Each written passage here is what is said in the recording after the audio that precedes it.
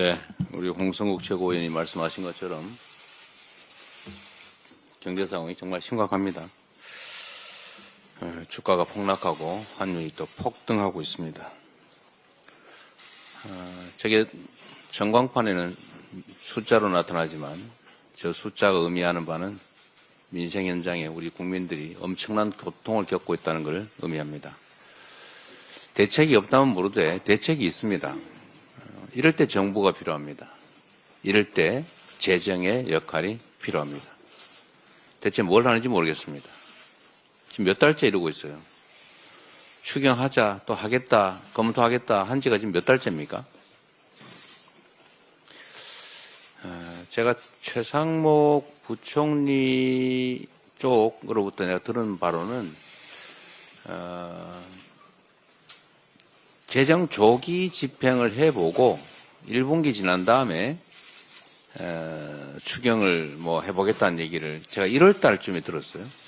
그리고 그 후에 한국은행도 추경이 필요하다고 했고 또 정부에서도 추경하겠다 또 검토하겠다 얘기를 했습니다. 그런데 소식이 없어요. 대체 뭐 하고 있습니까?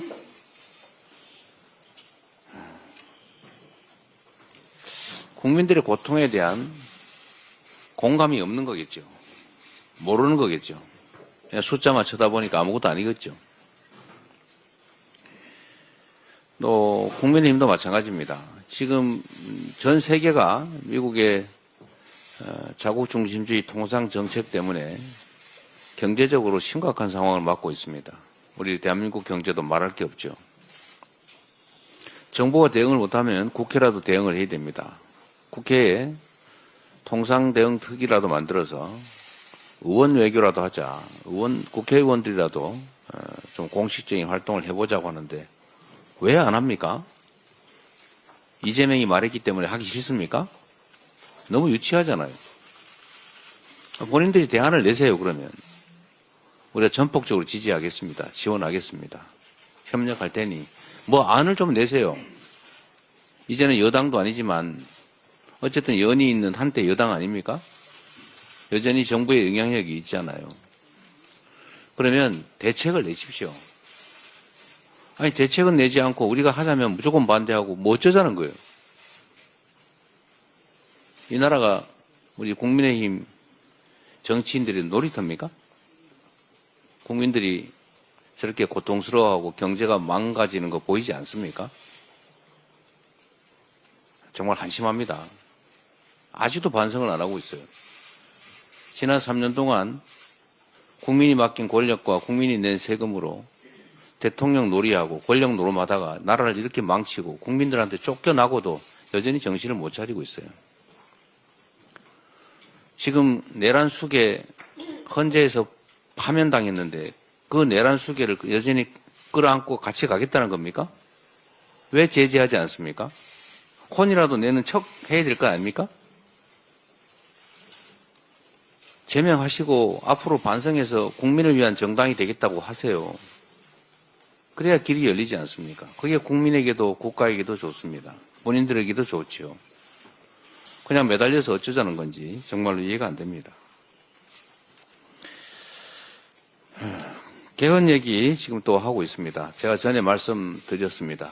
개헌 필요하죠. 대한민국은 이 5년 단임제라고 하는 이 기형적 제도 때문에 대통령이 취임한 직후부터 레임덕이 시작됩니다. 재평가받을 기회도 없기 때문에 국정의 안정성이 없어요. 그래서 4년 중임제로 바꾸자. 전 국민들이 다 공감하지 않습니까? 동의합니다. 필요하죠. 또 때만 되면 국민의힘도 한 얘기가 있습니다. 5.18 광주 정신, 광주 민주화 운동의 정신을 헌법 전문에 넣자. 몇 년째 말만 하고 있어요. 네, 이번에는 할 수 있겠죠. 그런데 문제는 지금은 정말 내란 종식이 먼저입니다. 국가체제를 유지하는데 시스템, 우리 모든 국민들이 공감한 민주주의 제도, 이 제도를 잘 유지, 발전시켜야 됩니다. 그런데 군사 쿠데타를 통해서 국가 권력의 최고 정점에 있는 대통령이 국민을 향해서 총뿌리를 겨누고 대한민국의 헌정 질서를 통째로 파괴했습니다. 민주주의를 위협했지요. 국민들의 힘으로 간신히 복구하는 중입니다. 민주주의 파괴를 막는 것이 중요합니다. 민주주의 발전시키는 것도 중요합니다. 그러나 지금 당장은 민주주의의 파괴를 막는 것이 훨씬 더 긴급하고 중요합니다. 우선은 내란 종식에 좀 집중해 줬으면 좋겠다는 생각이 듭니다. 개헌으로 적당히 넘어가려는 생각을 국민의힘이 하지 않기를 바랍니다. 개헌해야지요. 그런데 문제는 이제 국민투표법이라고 하는 장애물이 있습니다. 지금 현재 국민투표법상으로 사전투표가 허용되지 않기 때문에 동시에 이 개헌을 하려면 헌법 개정안에 대해서는 본투표일에만 할 수 있고 사전투표하는 사람은 사전투표장에서 개헌투표를 할 수가 없습니다. 그렇게 되면 과반수가 안 될 가능성이 매우 높죠. 그러면 국민투표법을 개정해야 되는데 이게 또 시한이 있어요. 거의 이번 주 안에 처리가 되지 않으면 실질적으로 60일 안에 대선과 동시에 개헌을 하기가 물리적으로 불가능하다고 합니다. 최선을 다해서 국민투표법 개정을 해보도록 노력하겠습니다. 만약에 국민투표법이 신속하게 합의돼서 개정이 되고 시행이 된다면 개헌이 물리적으로는 가능하게 되겠죠. 그런데 이 개헌 문제를 가지고 일부 정치 세력들이 기대하는 것처럼 논점을 흐리고 내란의 문제를 이 개헌 문제로 덮으려고 하는 그런 시도를 하면 안 되겠습니다. 그러나 5.18 정신, 광주 정신을 헌법 전문에 게재하는 문제, 또 계엄을 요건을 강화해서 함부로 남용해서 친위 군사 쿠데타를 할 수 없게 하는 것, 이거는 국민의힘도 반대하지 않을 거라고 봅니다. 광주 5.18 정신 역시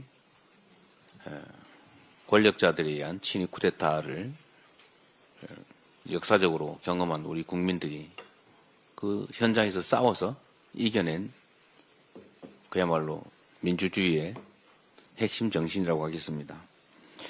5.18 민주화 운동에 관한 5.18 정신, 그리고 계엄 요건 강화 정도는 국민투표법이 개정이 돼서 현실적으로 개헌이 가능하다면 곧바로 처리할 수 있을 것 같습니다. 내란 종식, 내란 극복을 지금 당장 중요한 과제로 추진한다는 측면에서 할 수 있는 일이라고 생각됩니다. 그 외에 대통령의 4년 연임제 또는 중임제, 또는 감사원의 국회 이관, 또 국무총리 추천 문제, 추천제 도입, 또 결선투표제, 자치분권 강화, 또 국민의 기본권 강화, 이런 것들은 매우 논쟁의 여지가 커서 실제로 결과는 못 내면서 논쟁만 격화되는, 또 어쩌면 국론 분열의 원인이 될 수도 있습니다. 이런 복잡한 문제들은 각 대선 후보들이 국민에게 약속을 하고 대선이 끝난 후에 최대한 신속하게 개헌을 그 공약대로 하면 될 것 같습니다. 결론적으로 말씀드리면 지금은 개헌도 중요하지만 민주주의, 더 나은 민주주의도 중요하지만 민주주의의 파괴를 막는 것, 파괴된 민주주의를 회복하는 것, 내란 극복이 훨씬 더 중요한 과제다라는 점에 초점을 맞춰주시기를 부탁드립니다. 회의를 마치겠습니다.